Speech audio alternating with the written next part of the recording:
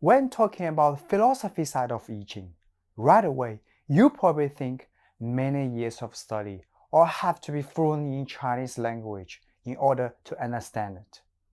However, the reality is none of them are required. I Ching's philosophy is much easier and straightforward than you think.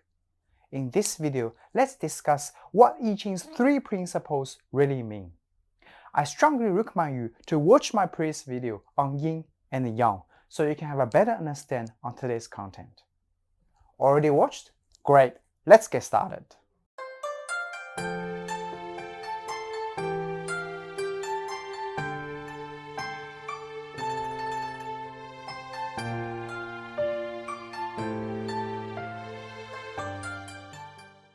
Straight to the point, the first principle says, everything is constantly changing.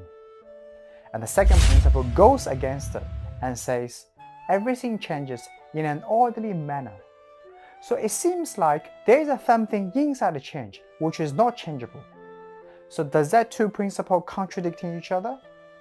Of course not. When I Ching talks about change, it refers to our world manifestation. But manifestation of what? Manifestation of natural laws. Every perspective in our human life has its own laws. You have law of physics, you have law of biology, or you have law of economics. But all these laws have to follow the ultimate one which has the power to control everything in the universe. Now this law not only creates the universe, but also regulates it. And you know the answer already. What is it? Yes, it's yin and yang. I won't explain them here.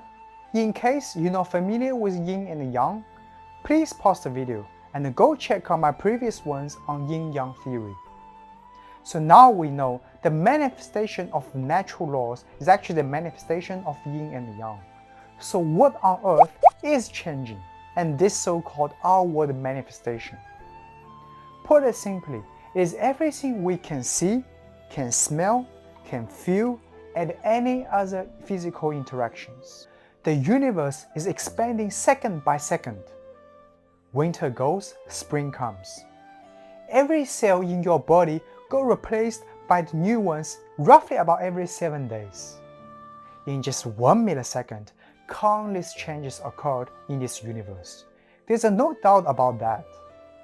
However, if we didn't discover the radiation of the color wavelengths, we will never be able to know all the planet is moving away from us. Winter is always followed by spring, not summer, not autumn. You know you are physically different from 10 years ago. Either gain weight or lose weight. Maybe you change your career, you change your partner, you change your hobby, or you change your personal value towards the life. Or maybe you change your name or even gender. But there's one thing will never change. That unchanged part is justly you simply being existence. So from outside, looks like everything is changing. But inside, there is a core or rule to guide all these changes, and that one will never change. Now let's examine these 2 principles again, make them more specific. So the first principle says, everything is constantly changing. Yes, it could be from physical perspective, anything we can see, we can smell, we can hear, we can feel, or maybe from psychological perspective. The second principle goes, everything changes in an orderly manner. Everything did continually changing. However, it always followed the ultimate natural rules of yin and yang. If you think it more deeply, oh no! Have you even realized these 2 principles is actually the manifestation of yin and yang themselves? What? With change being yang and unchanged part being yin. So it is a yin and yang inside yin and yang. A bit confused? If you remember the example I gave about the chopstick, you probably understand what I mean. This leads us to the last principle. The last principle comes naturally if you can grasp the idea of the first two and putting them into action. It goes, if we understand that nothing is unchangeable, again, outward manifestation, either physical or psychological, we should find peace and harmony. So through the law of yin and yang, we will gain all the knowledge and the wisdom about everything. Here it is. That is all the philosophy about I Ching. Not hard, isn't it? I hope you will say yes. At this moment, some people might jump out and point at me and says, "Hey Yan, that's not possible. If it is I Ching that simple, why no one use it? If I Ching is that simple, why so many people in so many years try to interpret I Ching but still declare they know little? You must not study well and longer enough." Well, the truth is, that is all the philosophy about I Ching. There could be two potential reasons why people are saying such a thing. First, when things getting simple and easier, we tend to pay less attention to it.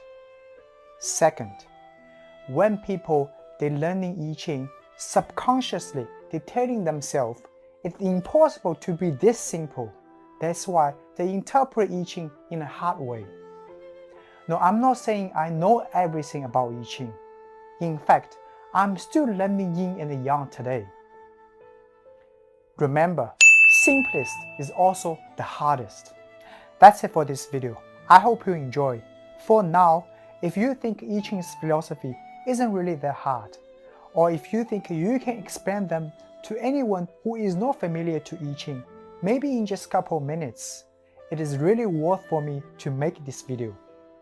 If you have any questions, please leave them in the comment section. Give a thumb up and consider to subscribe to my channel. I'll see you in the next one. Bye.